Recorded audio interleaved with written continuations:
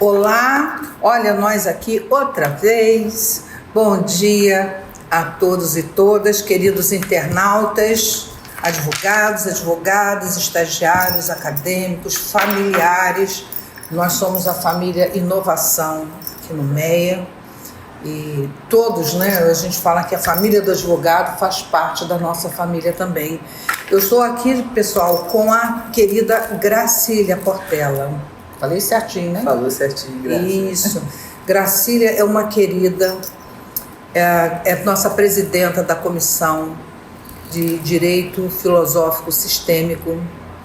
E eu sou uma apaixonada. Quem quiser vir participar dessa comissão linda, maravilhosa, gente, manda mensagem pra gente, manda aí no direct. A gente vai encaminhar para a Gracília, porque é muito polêmico essa temática, não é, Gracília? Muito polêmica. Eu vou dar a palavra para ela, mas eu sei que o assunto dela é tão maravilhoso e que eu também vou falar pouquinho, porque não é minha área, eu só gosto, gente, aprecio. Eu acho que é importante na vida de todos nós, como pessoa física, como pessoa jurídica. Você atua também na área de condomínios, imobiliária e condominial, com constelação. A parte de constelação é bastante polêmica hoje, a Gracília vai explicar um pouquinho. Mas hoje nós vamos falar de pessoas, e falando de pessoas é muito fácil, porque quem não passa por dificuldades, problemas, polêmicas, alegrias, tristezas, conflitos familiares, conflitos no trabalho, conflitos condominiais, não é isso, Gracília? É exatamente isso, Graça. Boa tarde a todos, obrigada aí pela receptividade da OAB MEA mais uma vez. E eu sou Gracília, como a Graça falou, prazer imenso estar aqui com você, é uma querida nossa presidente. E eu sou presidente da Comissão de Justiça Filosófico Sistêmica da OAB MEA. E com base nos estudos filosóficos e sistêmicos que nós estamos fazendo, nós temos observado grandes percalços na execução disso na seara jurídica. E eu, quando fui buscar as constelações para falar um pouco sobre a humanização do direito, para tentar resoluções de conflitos, e fui fazer uma pós-graduação acerca dessa metodologia, foi muito numa busca expressiva de não acreditar mais no que eu estava fazendo enquanto advogada.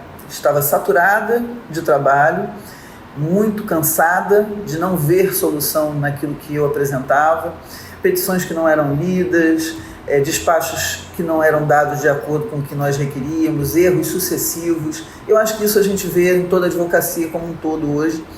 E eu comecei a observar que o estudo da filosofia sistêmica podia trazer não só uma humanização, como uma resolução de conflitos muito mais célere. E realmente, de fato, assim o é. Existem vários questionamentos. Hoje, junto ao CNJ, nós estamos realmente sendo questionados acerca dessa aplicação, se tem cientificidade ou se não tem cientificidade.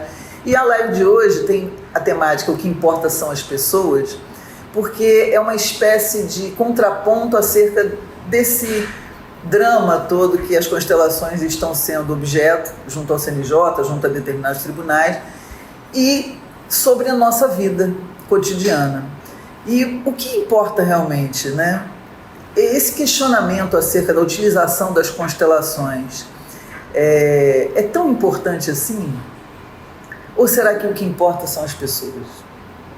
Eu acredito que muitas pessoas olhem para esse tipo de metodologia e digam, eu não acredito nisso, mas será que teria que ter um acreditar? Eu acho que às vezes as pessoas confundem a metodologia com crenças efetivas que cada um traz de per si. E eu observei isso até dando aula em pós-graduação sobre essa temática. Eu peguei uma vez uma prova que a aluna respondeu o seguinte: não entendo disso, pela minha formação não acredito nisso e, portanto, não responderei as perguntas. Eu achei muito interessante, eu dei 0 na prova. Porque se a pessoa faz uma pós-graduação na área condominial, que no caso é na área condominial que minha matéria estava sendo dada, e responde: eu não creio nisso e, portanto, eu não vou responder, parte de um pressuposto que você não tem nem flexibilidade em relação ao seu pensamento. Então, como exercer a advocacia se você não tem flexibilização nas suas questões de pensamento, né? Você é criado de uma determinada forma, admite aquilo como válido para o seu comportamento e acabou. Isso é o que eu levo de verdade real para tudo. E o outro, você não olha? Como é que funciona isso? Por isso esse tema, o que importa são as pessoas. Todos nós formamos um universo de pessoas. E se nós não nos relacionarmos adequadamente dentro desse universo, nós vamos ficar sem lugar. Porque o que importa é eu estar aqui com a Grácia conversando sobre matemática que ela nem conhece tão profundamente, mas ela se dispõe a me ouvir e a fazer as avaliações dela acerca disso. E assim somos todos nós. Então, quando o CNJ vem e fala: eu não acredito nisso, porque isso não tem valor algum, porque esse ensinamento de nada me acrescenta, eu vejo várias avaliações. A avaliação primeira é: isso não é bom para ser trazido para cá, apesar de resolver. Mas isso não é bom. Isso minimiza a minha atuação enquanto magistrado, porque se resolve rápido, eu não tenho mais que estar aqui. É o primeiro ponto. Segundo ponto, os beligerantes param de brigar, mas eu quero brigar. Então, várias questões envolvem a aplicação dessa filosofia inovadora. E como todo ensinamento inovador, é questionado no primeiro momento. Agora, é interessante observar que nas relações interpessoais, nada é matemático. E eu acho muito curioso que na área de humanas, que é o direito, nós estejamos sendo questionados por cientificidade. É interessante que queiramos ter cientificidade numa área de humanas, em que as relações são interpessoais, valoradas pelo conhecimento de cada um do tema e sobre, primordialmente, aplicabilidade de comportamento. A lei nada mais é do que uma normativa acerca comportamental de uma sociedade. Mas, em princípio, o que importa nessa sociedade são as relações. Então, voltamos aqui a estaca zero e a temática da live. O que importa são as pessoas. Se o que importa são as pessoas, por que não oferir determinada filosofia para a resolução de conflitos? Por que não dar credibilidade a uma determinada situação se isso tem por base um direito natural, um direito comportamental, a ética comportamental? A lei, vou dar um pequeno exemplo, o principal em relação à lei: matar não pode, espancar o coleguinha também não pode, roubar não pode. Isso, para tudo isso, tem uma lei comportamental que assim proíbe, dirime a pena e a culpa. Se isso tudo é comportamental, então novamente nós voltamos, estamos falando de pessoas. E pessoas que necessitam estarem adequadas dentro do universo da lei.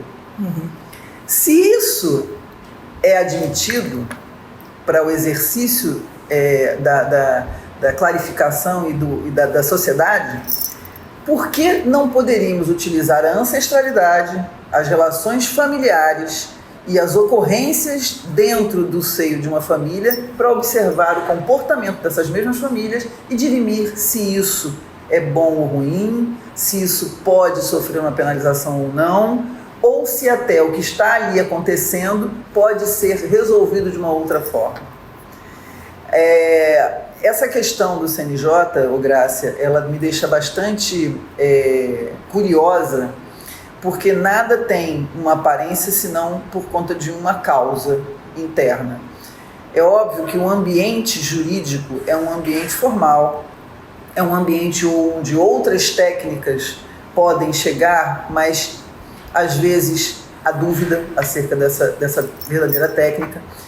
E o que eu vejo é que existem questões laterais que flutuam no entorno da aplicação da filosofia sistêmica, da aplicação das constelações, que nada tem a ver com o próprio cerne do problema, que seja as próprias constelações. Então, quais são essas questões? Corporativismo excessivo, não só do judiciário, como da própria temática do Conselho de Psicologia, né? Verdade real. Às vezes as pessoas não estão à busca da verdade real, a verdade real é perigosa, e isso eu estou falando do judiciário também. O judiciário, muitas das vezes, não está em busca de verdade real, e muitas das vezes não está à busca do ajudar. Então, no entorno das pessoas existem as instituições, e falamos aí do que eu acabei de dizer, do judiciário, Conselho de Psicologia, mas são instituições que são formadas por pessoas. Volto a dizer, o que importa são as pessoas. Tornar superior as instituições, sublimando a existência das pessoas que as formam, começa a ser perigoso. Porque se nós não temos uma instituição formada por pessoas capazes de admitir o que verdadeiramente é humano, nós incorremos num grave drama de começar a voltarmos à era medieval, como o Dr. Pedro há pouco tempo esteve aqui falando, em que tudo passa a ser extremo e deixa de existir o caminho do meio. Ele falava acerca da penalização sem provas, com base apenas no depoimento de um policial militar. Com isso, você avoca uma série de irregularidades dentro do processo penal que podem não ser mais palatáveis e nem solucionadas. Se antes disso tudo, dentro até do processo penal, nós fizéssemos uma observação do que está por detrás de um crime, por exemplo, através da filosofia sistêmica, através da aplicação das constelações, talvez nós chegássemos a outra conclusão. E eu não estou dizendo que isso seria suficiente para libertar um preso, liberá-lo de um crime. Não, a existência do crime, se ele ocorreu realmente, ele terá a penalização, mas talvez aquilo seja solucionado de uma outra forma, de uma outra maneira, com um caminho alternativo do meio. Agora, a quem interessa não fazer a realização das constelações ou não observar a filosofia sistêmica dentro do processo penal, dentro do processo administrativo, dentro do processo condominial? A quem interessa? A que pessoas interessa? Mas é interessante, né, Gracília? Porque a própria, as redes de streaming, a Netflix, tem tantos filmes acerca de constelação, mostrando um caminho positivo de cuidado, né, de autoconhecimento, que eu entendo que isso também é como a psicanálise, né? O pessoal, mais uma vez eu falo aqui para vocês, eu sou leiga, não sou especializada em tantas temáticas, mas a parte da justiça filosófica sistêmica me encanta muito. Porque, de fato, a gente vê que, ao dialogar com terceiros, a apresentar os problemas, você consegue chegar em determinadas situações pelo autoconhecimento que ela vai trazendo, né? Exatamente. E é interessante porque nós temos diversas outras metodologias que são utilizadas como meios adequados de solução de conflitos junto ao judiciário, que não são com base na constelação, como a justiça restaurativa, por exemplo, e que não se criou nenhum tipo de caso com relação a essas aplicações. Então, existe realmente uma subjetividade dentro da aplicação da filosofia, existem carências dentro da formação, existem muitas pessoas aplicando as constelações que não são nem advogados, nem psicólogos. Então, por detrás desta aplicabilidade, existem outras pessoas que se insurgem em relação à própria existência da metodologia, ou por interesse próprio, ou por questões de entender que aquilo não é factível, né? E é curioso porque, como eu volto a dizer, a justiça restaurativa, por exemplo, aplica diversas metodologias como PNL, como métodos de psicanálise, digamos, com viés de métodos de psicólogos, né? Mas não tem problema algum a justiça restaurativa. Agora, as constelações passam a ser um grande problema. E é curioso trazer essa temática aqui das pessoas, porque quais seriam as pessoas que realmente estariam implicadas na não aplicação dessas constelações? E eu vou trazer um tema aqui interessante, que eu conversando com o Dr. Ives no final de semana, Dr. Ives Gandra, que é patrono da Academia Brasileira de Filosofia Sistêmica, que é um verdadeiro fã da aplicação do direito natural, e por isso ele se tornou fã da filosofia sistêmica. O direito natural, tal como as constelações, trazem verdades e implicações que nem sempre são, digamos, palatáveis, né? Muitas pessoas são contrárias à corrente do justnaturalismo, né? E quando a gente observa isso, eu não estou muito longe de ter verdade real na minha fala, mas quando a gente observa isso, nós começamos a entender que cada um defende o seu pão, o seu sustento e a sua sobrevivência. Aí a gente volta um pouquinho lá atrás no universo e começa a entender que nós vivemos na dinâmica de luta e fuga, tal como os nossos ancestrais lá, os dinossauros, os répteis. Então, à medida em que você vê o ser humano trabalhando pela sua subsistência, seja com um corporativismo exacerbado, como um conselho normativo, nós começamos a entender o porquê que as coisas acontecem. E não menos verdade que no nosso país, infelizmente, a gente tem essa dinâmica corriqueiramente, em todas as profissões. Se algo novo chega e começa a contrapor o que alguém anda falando há muitos anos, isso passa a ser objeto de retaliação. Isso a gente vê em tudo. Há um tempo atrás, né, um pouco até antes da pandemia, era muito bem vista a questão da constelação. Não sei, como você falou, não é uma questão científica, mas eu acho que é muito uma questão de autoanálise, reflexão, né? Que seria um objeto de apoio tanto à psicologia, quanto à psicanálise, quanto à psiquiatria. Eu acho que é uma série... Todos nós temos nosso lado escuro, escondido, sombras, né? Os problemas que existem. E por que de repente aconteceu essa reviravolta de haver tanta crítica com relação à constelação? Eles estão, mais uma vez voltando aqui, estão deixando de olhar as pessoas. O que está acontecendo? Por que tudo isso vem sendo olhado de uma maneira negativa? Porque, vamos lá, todo mundo, são coisas separadas, né?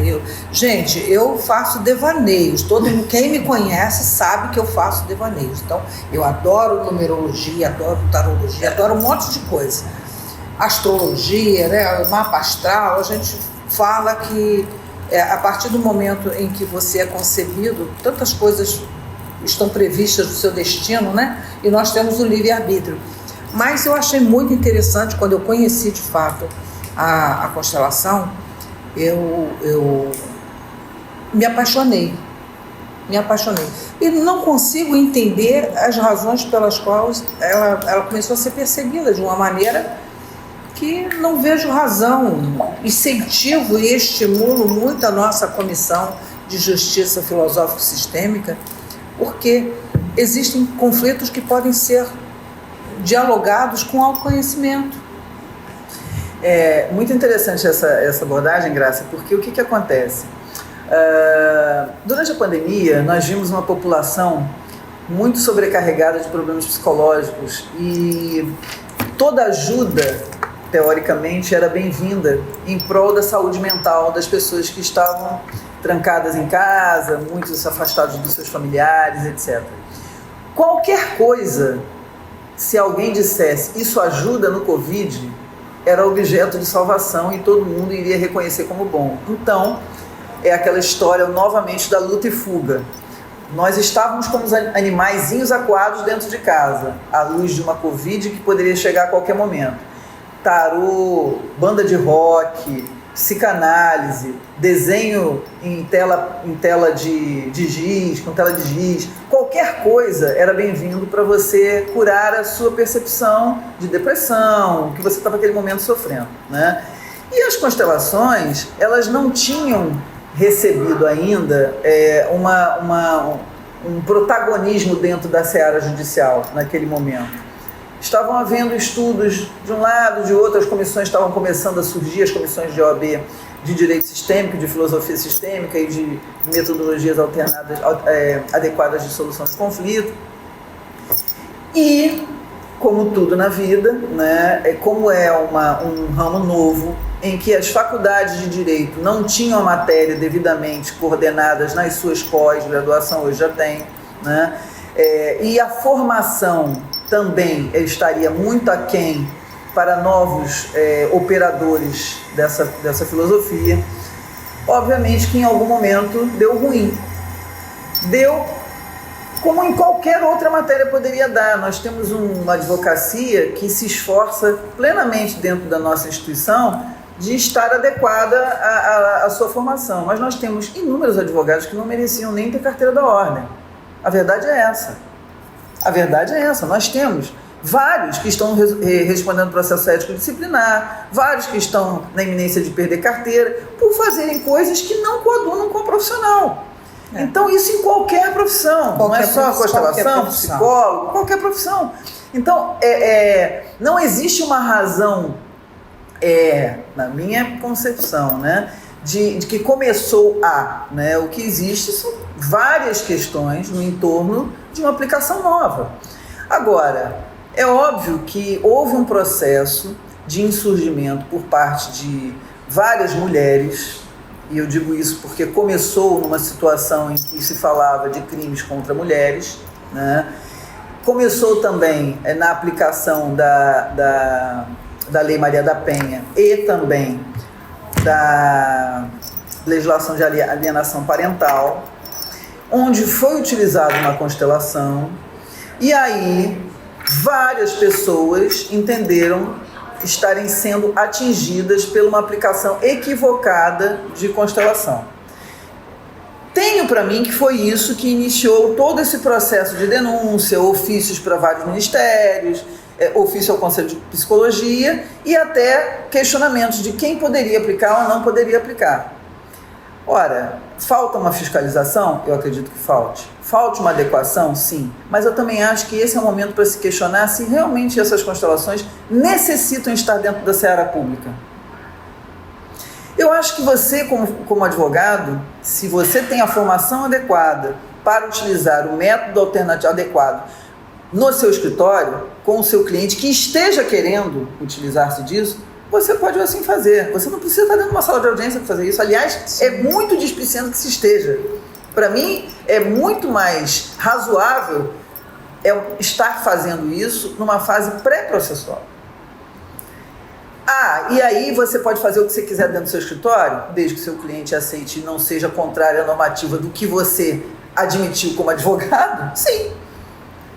Então, a questão hoje do CNJ dizer que vamos proibir, isso não tem cientificidade, o Conselho de Psicologia, você não pode fazer, só eu posso, só o psicólogo pode fazer, e mesmo assim, eu não acho que tem que fazer porque o psicólogo não teve a formação, e se o psicólogo fizer, eu vou penalizar. Isso assim, nós temos inúmeros psicólogos que aplicam, inúmeros, e o Conselho é contra. Sim. Então nós estamos dentro de uma incongruência, no mínimo interessante. E aí volto a dizer, por que o que importa são as pessoas? Porque o que importa é saber se um constelador vai ser bom é se aquele constelador, que é pessoa, teve uma formação adequada, se ele está fazendo uso dessa ferramenta, digamos assim, para poder exercer a sua profissão da melhor forma possível, sem lesar nem danificar ninguém e nem o direito alheio. Quantos psicólogos nós temos, e você pode afirmar isso, Grácia, que já fizeram atrocidades profissionais com clientes a ponto do cliente se suicidar? É complicado, né? São questões complexas. Quantas pessoas doentes, não gostando do que tinham visto em sessão de terapia, eu já vi 2 vezes isso acontecer, inclusive no consultório do Leblon, o cliente desce e volta com uma arma e mata o psicólogo. Então, nós estamos diante... Aconteceu recentemente, né? Sim. Eu acho que era o marido de uma paciente. Sim. Então, o que eu quero dizer é que nós, enquanto operadores do direito, os psicólogos enquanto ajudantes da mente, todos nós estamos sujeitos a quaisquer atrocidades, porque estamos falando de pessoas. Todos aqui somos pessoas. Então, o que realmente importa são as pessoas. As pessoas estão adequadamente exercendo seu mandato, seja o juiz, seja o advogado, seja o constelador, seja o psicólogo, seja o filósofo. Então, a qualidade das pessoas é que vai dirimir a aplicabilidade boa ou ruim, certa ou errada, ou que vai equalizar o processo ético-disciplinar dessa filosofia. Eu acho que nós caminhamos sempre, Gracília, a área jurídica, principalmente, ela caminha sempre hoje numa questão de mediação, de composição, solução de conflitos, né? Nem sempre o que as pessoas esperam de um processo, eles imaginam que você entra com um processo que tudo vai ser resolvido. E às vezes leva muito tempo. Né? Você vê aí até questões de inventário que levam 20, 30 anos, e dentro do inventário existe outro inventário, pessoas vão falecendo ao longo do caminho, né? Uhum. E quando você procura mediar, conversar, ouvir essas pessoas, entender os conflitos existentes, facilita muito. Eu acho que facilita não somente para o judiciário, para o advogado e para as partes que estão envolvidas. E mais do que tudo, essa é a finalidade, né? Às vezes as pessoas estão pensando que advogado é só para contencioso, né? Não, vou procurar um advogado porque eu quero brigar, porque eu quero discutir. Mas não é isso. Às vezes o advogado é justamente para fazer uma composição amigável. Entender aquela pessoa que está de fora, compreende o universo da legislação, vai conversar com as partes, expor aquilo que é ideal para ambos ou para várias pessoas. Muitas das vezes utiliza ou sugere a constelação como uma forma de resolver conflitos que na própria conversa não consegue chegar a uma solução, né? Graça, eu digo mais, a constelação não é magia e nem tem esse poder. Na realidade, quem resolve realmente o conflito é o próprio cliente, que observando uma dinâmica, chega a uma conclusão e consegue internamente solucionar com ele essa questão. E aquilo reverbera no problema a ponto do problema também perder a sua força. Uhum. Então, quando a gente fala de constelação, não necessariamente você vai fazer uma constelação e aquilo vai dar um resultado imediato. Depende de uma série de fatores, porque quem trabalha com isso sabe que existe um campo morfogenético ali que às vezes é tão denso que nem naquele momento você consegue solucionar, vai solucionar muitos anos depois, né? Nós não temos realmente domínio, é uma técnica que realmente não se tem domínio sobre as consequências dela, sobre a força do como ela pode ser solucionada, né?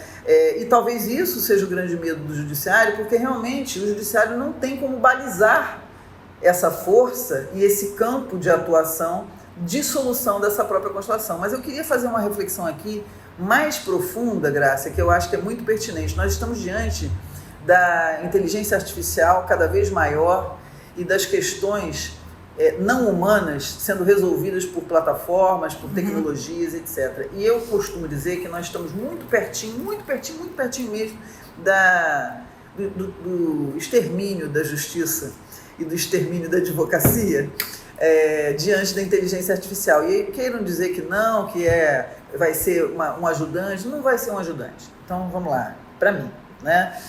Não vai ser um ajudante, porque a inteligência artificial, ela é uma coisa que chegou para ficar, parecendo não ter retrocesso, embora vários países super desenvolvidos já estejam voltando, já estejam parando com a excessiva virtualização e tecnologia com crianças, já esteja retirando os celulares de dentro de sala de aula de crianças até 10 anos, já esteja colocando as crianças para brincar com terra e mexer com massinha, coisas que já não estamos mais fazendo tem tempo. Eu outro dia me peguei assinando meu nome, eu não conseguia assinar direito.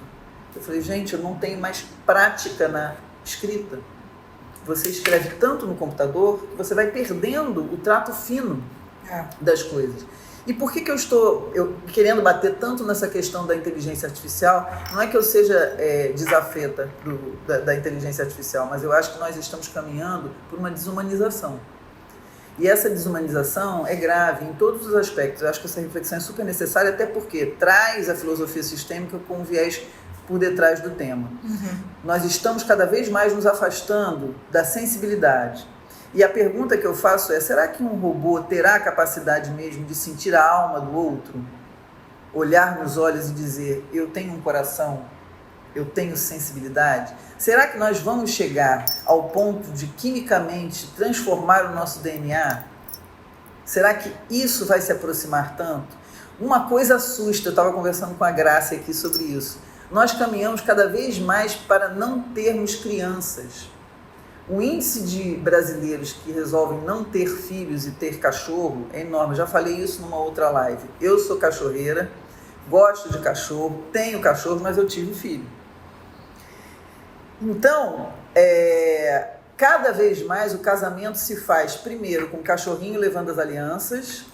Aquele cachorrinho vai para a casa do casal antes do filho chegar. O filho não chega. Isso a gente inclusive fala na filosofia sistêmica. Quando o cachorro entra pela porta da frente, o filho demora a chegar. Isso é uma coincidência? Será? Nada contrário a essa prática. Ela é dócil demais até para você treinar, né? Mas isso é estatístico, não? Isso é de observação estatística, de observação estatística. Se você hoje observar no Rio de Janeiro, que é o meu campo de observação, todas as famílias têm cachorro ou estão pensando em ter. Eu tive muitos cães, viu? Mais de 13, mas tem 4 filhos, gente. Sim, mas existe uma diferença daquele momento lá nosso, que é o nosso momento lá de trás, para hoje. Hoje as pessoas, a partir do momento que tem um cachorro, focam em cuidar daquilo. E o mundo está tão cheio de coisas que eu não vou ter tempo para mais um filho. Ou eu vou ter que optar, o cachorro ou o filho. E isso faz o quê? Com que as famílias comecem a diminuir de tamanho. Isso é um fato, principalmente no poder aquisitivo um pouco maior. As pessoas estão pensando em não ter mais filho e optando por deixar, tá tudo bem. Só que se a gente for observar, isso é um fator de influência para a diminuição da nossa humanidade. E quantitativamente, né? Então, essa é uma questão que eu gosto de observar e de falar. Como será então com a inteligência artificial? Cada vez mais as relações vão ser supridas. Eu posso ter um robô para conversar comigo? O índice de pessoas idosas sem ninguém, que não tem parentes, que terminam às vezes num asilo público porque não tem ninguém, né? Então isso é uma questão que, observando do ponto da luz da filosofia sistêmica, me assusta também, que nós estamos caminhando com o judiciário plataforma, onde vão ter grandes escritórios de advocacia plataforma, com sentenças, decisões já estudadas e estereotipadas, e uma plataforma do judiciário também dessa forma. E o ser humano tendo que lidar com isso, que esses dois plataformas não vão resolver as questões que estão subliminares, humanas, que são apresentadas a ele. Isso, para mim, além de ser curioso, traz um outro questionamento. A filosofia sistêmica é absolutamente fenomenológica. Trabalha com o DNA sutil, com um viés de sensações, com sensibilidades, com observações de campos morfogenéticos ancestrais, coisas vindas muito anterior ao problema que está se tratando no hoje. Essa capacidade, só um ser humano extremamente intuitivo e absolutamente humanizado e desenvolvido sob o prisma da filosofia sistêmica consegue observar. Consegue observar que aquilo, por detrás daquele problema, pode estar a solução para aquele ser humano. E aí eu me questiono, será que nós vamos conseguir manter essa qualidade humana com tantas inovações tecnológicas? com tantos óbices à nossa continuidade de nossa própria espécie, com tantas relações superficiais e fluidas e líquidas, isso é um questionamento que me traz alguns sentimentos. Nós já vivemos uma sociedade absolutamente estratificada em camadas de idade. E quanto mais velhos nos tornamos, e todo mundo vai ficar velho, né? Quanto mais velhos nos tornamos, mais dissociados dessa atualidade tecnológica nós ficamos. Eu não sou uma absoluta analfabeta digital, mas eu confesso que tenho muita dificuldade em determinados setores. Peço ajuda diversas vezes. Ao passo que crianças de 8 anos, às vezes, são muito mais desenvolvidas tecnologicamente do que eu, do que a Graça, do que muitos que estão aqui sentados. Essa questão da tecnologia, ela vai afastando as idades de uma forma abrupta. Então, as relações com o meu possível neto, com o neto da Graça e ela, hoje, a vovó não sabe nada. A vovó não consegue fazer um negócio aqui no celular. E com isso, você afasta de uma criança que deveria estar te olhando como uma heroína, né? Como um exemplo. Você fala, minha avó é burra. Então, esse afastamento provocado pela tecnologia não é uma exclusão digital simples, é uma exclusão emocional total. Você tira esses valores, os valores que anteriormente, não estou dizendo que eram bons. Então, qual o caminho do meio para a gente manter essa tecnologia avançada, não perdermos essa facilidade que a gente ganhou com a tecnologia, mas mantermos a nossa humanidade? Aonde estaria o ponto de que isso possa ser revertido? Talvez a gente tenha que aprender com a Suíça, o que eles estão fazendo lá agora. As imersões que eles estão propiciando às crianças e adolescentes de cuidar e olhar a água que cai de uma cachoeira. Das pessoas irem para a natureza, e a natureza é o nosso maior celeiro de reposição. E não é só a natureza ambiental, é a nossa natureza humana. De olhar para o nosso próprio umbigo e ser capaz de olhar para o umbigo do Pedro, da Bia, da Grácia. Ter uma empatia, né? Ter uma empatia. E tornar-se autônomo na sua própria solução de conflito. A filosofia sistêmica fala disso, voltando a dizer aqui a temática da live, o que importa são as pessoas, e importa porque eu talvez consiga olhar para a Bia e dizer para ela, nosso problema a gente podia resolver, eu e você. Eu abro mão de um pouco, e você abre mão também de um pouco, e a gente consegue chegar, porque nós somos co-irmãos. Todos. A gente deixou de olhar o ser humano como um irmão. A gente olha o cachorro como filho, mas não olha o outro ser humano como irmão. Mas é porque está tudo muito acelerado, né, Gracília? Eu entendo assim, sim. Dentro...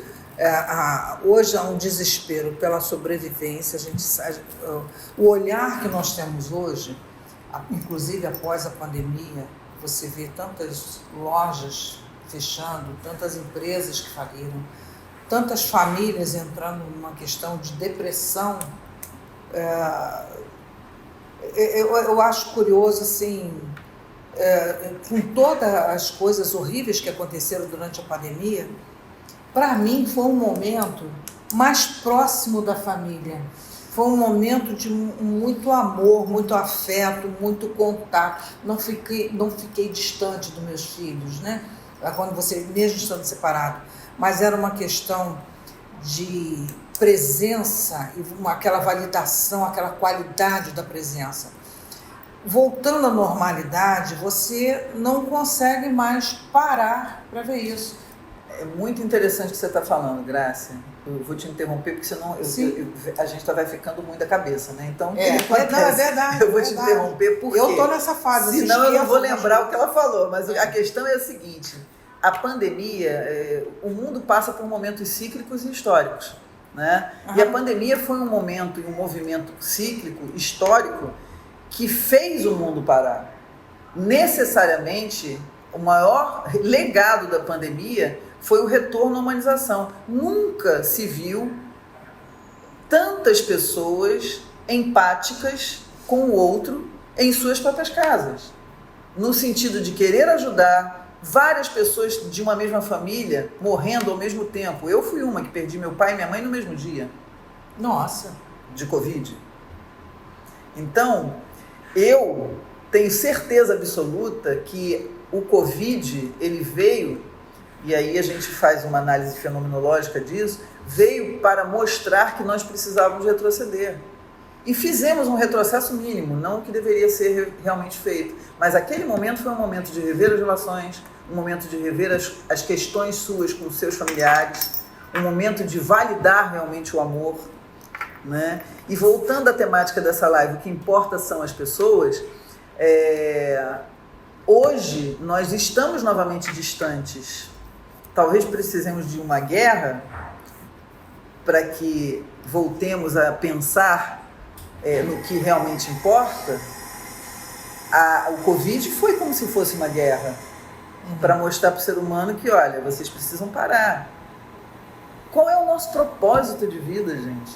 O que a gente tem de propósito de vida? O propósito realmente é estar acelerado o tempo todo. E aqui não é uma crítica, é uma reflexão. Eu acho que a gente tem que colocar isso como primordial nas nossas vidas, olhar para o outro e sentir no seu coração o que você está fazendo enquanto advogado. Você está sendo realmente uma pessoa capacitada a ser um ajudante no que aquela pessoa precisa quando veio ao seu escritório? Ou você está só cumprindo prazo, cumprindo meta e o processo com cerca de 20 anos? Isso foi o meu movimento que eu fiz para ir para essa advocacia da filosofia. Então eu convido a todos vocês, eu acho que a gente está caminhando para o nosso fim, né? Mas eu convido a todos vocês a fazerem essa reflexão extrema, interna, do que importa são as pessoas, porque talvez vocês se surpreendam com o que vocês hoje estão fazendo e se isso realmente está te motivando enquanto pessoa, enquanto ser humano, para a felicidade do outro, para a solução do outro dentro da sua profissão, seja como profissional da psicologia, da justiça. Você está obedecendo o seu propósito? Você está realmente conseguindo cumprir isso? Se você está e está feliz, ok. Agora, eu acho que em algum momento você vai ver que talvez você não esteja tão feliz assim, que estejam faltando pessoas no seu convívio, já que o que importa são elas, e que no frigir dos ovos, à noite, você pode estar chorando no travesseiro de angústia ou depressão. E talvez você possa reverter isso olhando para a tua qualidade de ser humano. Esse é o meu convite. Pois é. E aproveitando, eu faço também um convite a você a participar não somente com a nossa comissão do OAB Mulher, com a comissão aqui do Penal, Processo Penal, porque envolve muitos conflitos, né? Quando você olha para a pessoa, para o ser humano, para os familiares, a gente entende que não somente os nossos clientes passam por muitas angústias, muitos problemas, mas nós também, enquanto advogados, temos essa preocupação e absorvemos também o pesado, a ansiedade, o querer dar solução, resolver. E quando você não consegue, você se sente frustrado, derrotado, por não impotente, né, diante de determinadas situações, que, na verdade, não é quem ganha é o melhor advogado, mas você precisa ter também um suporte. Lógico que a gente fala, minha filha é psicóloga, né, a Rebeca, tenho maior admiração, respeito, carinho. A nossa querida Débora Prates, que foi uma advogada excluída pelo sistema ao ficar cega já adulta. Ela hoje é psicanalista, né? Foi fazer uma outra formação e eu admiro profundamente, entendo defendo a necessidade. Hoje, você sabe que eu comecei na comissão da OAB da Mulher Advogada e trabalhando a masculinidade tóxica. Então eu defendo muito hoje a necessidade do psicólogo, a necessidade do psicanalista, a necessidade muitas vezes do psiquiatra e a necessidade também vamos dizer assim, você falou uma palavra que me fugiu aqui, mas eu diria para você,